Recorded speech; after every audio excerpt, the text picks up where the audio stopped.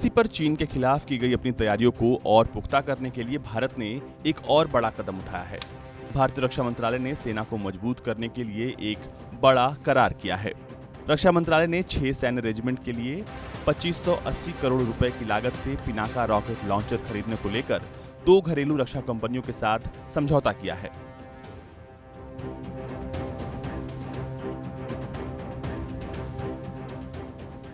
इस समझौते के तहत टाटा पावर कंपनी लिमिटेड और लार्सन एंड टूब्रो के साथ कॉन्ट्रैक्ट पर हस्ताक्षर हुए हैं। रक्षा क्षेत्र के सरकारी उपक्रम BIML को भी इस प्रोजेक्ट का हिस्सा बनाया गया है। सेना के सूत्रों की माने तो पिनाका रेजिमेंट को सैन्य बलों की संचालन तैयारियां बढ़ाने को चीन और पाकिस्तान की सीमा के साथ तैनात किया जाएगा। BIML ऐसे वाहनों की आपूर्ति करेगा जिस पर रॉकेट लॉन्चर को रखा जाएगा।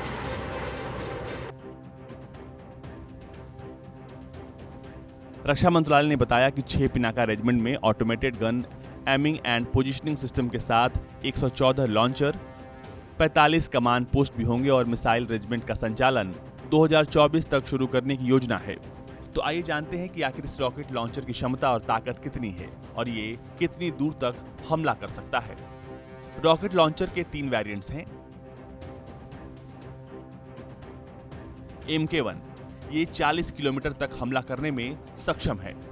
MK2 लॉन्चर इससे 90 किलोमीटर और MK3 लॉन्चर से 120 किलोमीटर तक हमला किया जा सकता है। एक लॉन्चर बैटरी से 44 सेकंड में 72 पिनाका रॉकेट दाग सकता है, यानी दुश्मन के ठिकाने को कब्रिस्तान में बदलने के लिए ये सबसे बेहतरीन हथियार है। रॉकेट लॉन्चर की रेंज 7 किलोमीटर की नजदीकी टारगेट से लेकर 90 किलोमीटर दूर बैठे दुश्मन को नेस्तनाबूद कर सकता है। खास बात तो ये है कि ये रॉकेट 100 किलोग्राम तक के वजन के हथियार उठाने में सक्षम है। और अगर इसकी स्पीड की बात करें तो पिनाका रॉकेट की स्पीड 5757.70 किलोमीटर प्रति घंटा है, यानी 1 सेकंड में 1.61 किलोमीटर की गति से हमला करता है। दुश्मन को इतना भी मौका नहीं मिलता कि वो टारगेट से दूर भाग सके।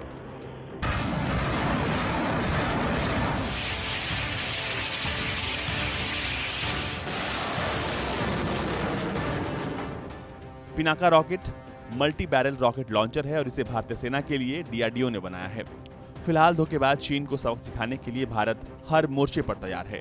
LAC पर जवानों की तैनाती से लेकर जल, थल और नभ में भारत ने जिस तरह अपनी शक्ति को स्थापित किया है और अब उससे पार पाना चीन के लिए बिल्कुल आसान नहीं होगा। ब्यूरो रिपोर्ट, भारत तक।